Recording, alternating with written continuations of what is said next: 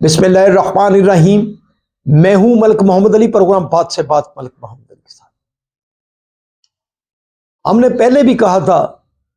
کہ افغانی بلی تھیلے سے باہر آ گئی ہے، اور اب تو تھیلا ہی نہیں، افغانی بالکل ہی ننگے ہو گئے ہیں کہ وہ چاہتے کیا ہے۔ کیا پاکستان کے احسانات کا بدلہ وہ بھارت کی گود میں بیٹھ کر پاکستان کو دھمکیاں دینے سے نکالیں گے؟ لیکن اب تو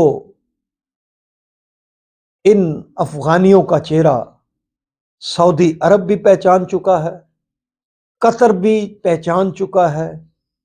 ترکیہ بھی پہچان چکا ہے، اور باقی جو مسلم ممالک ہیں وہ سارے ہی اس چہرے کو پہچان چکے ہیں۔ اسی حوالے سے ہم نے بات کی کہ افغانی اب ننگے ہو گئے ہیں، اور آج کے پروگرام میں اسی موضوع پر بات ہوگی۔ اور پیارے دوستوں، جن دوستوں نے ابھی تک ہمارے چینل کو سبسکرائب نہیں کیا، برائے مہربانی وہ ہمارے چینل کو سبسکرائب بھی کریں، لائک بھی کریں اور شیئر کریں۔ اور ہم بات کر رہے ہیں افغانیوں کی۔ پہلے ہم نے کہا تھا کہ افغانی بلی تھیلے سے باہر آ گئی ہے، جو انہوں نے پاکستان پر حملہ کر کے حرکت کی تھی، اور پاکستان نے ایسا جواب دیا، ایسا کرارا جواب دیا کہ روتے ہوئے افغانی بھاگے اور پاکستان سے جنگ بندی کی درخواست کی، سیز فائر کیا۔ لیکن اس کے باوجود افغانی جو ہیں وہ باز نہیں آ رہے۔ قطر کے اندر، ترکیہ اور قطر کے شہر میں جب بات چیت ہوئی، عمل ہوا، سیز فائر برقرار رکھنے کا فیصلہ ہوا، اور مزید جو مذاکرات تھے انہیں ترکی کے اندر مکمل کرنے کے لیے 25 اکتوبر کی ڈیٹ طے کی۔ اب 3 روز گزر گئے، افغانی اس بات پر ہی نہیں آ رہے۔ پاکستان کا 1 پوائنٹ ایجنڈا ہے کہ افغانستان فتنہ الخوارج، فتنہ الہندوستان، اور جتنے بھی ایسے پاکستان دشمن گروپس وہاں موجود ہیں ان کی پاکستان کے اندر در اندازی کو روکے، پاکستان کے اندر جو آ کر وہ دہشت پھیلاتے ہیں اور پاکستان انہیں جانب حاصل بھی کرتا ہے، اس کو روکے۔ افغانستان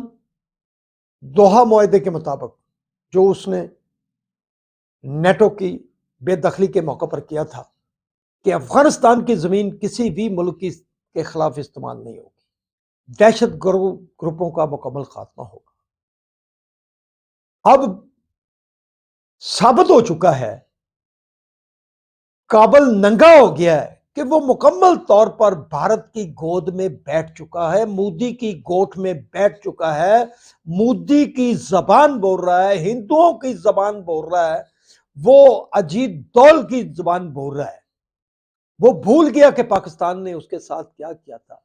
افغانستان کی 3 نسلیں پاکستان کے اندر پیدا ہوئی۔ پاکستان نے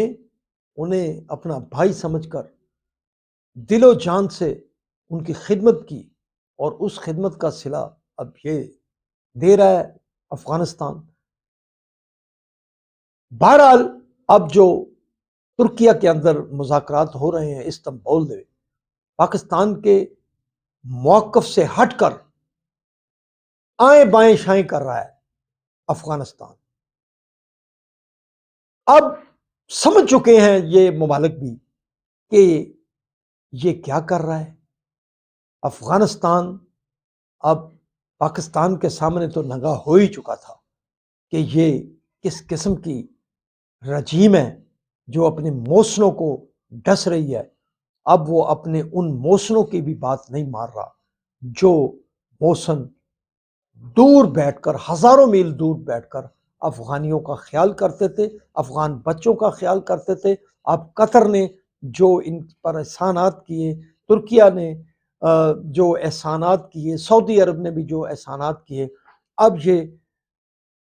مذاکرات کے موقع پر بھی ان کی ڈوریں کابل سے ہل رہی ہیں، اور وہ مذاکرات کی میز پر آئیں بائیں شائیں کر رہے ہیں۔ بہرحال ہم سمجھتے ہیں کہ اب بھی وقت ہے، افغانی سمجھیں،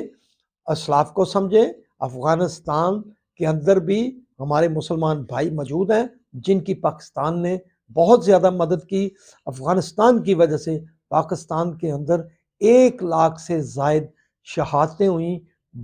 دنیا کے امن کے لیے پاکستان نے قربانیاں دی 2 ارب سے زائد ڈالر کا پاکستان نے نقصان کر لیا اور آج اس کا صلہ افغانستان پاکستان کو اس شکل میں دے رہا ہے بہرحال اب بھی وقت ہے پاکستان کو اس نج پر نہ لے جائے پاکستان کو اس بات پر مجبور نہ کرے کہ پاکستان کوئی ایسی کارروائی کرے جس سے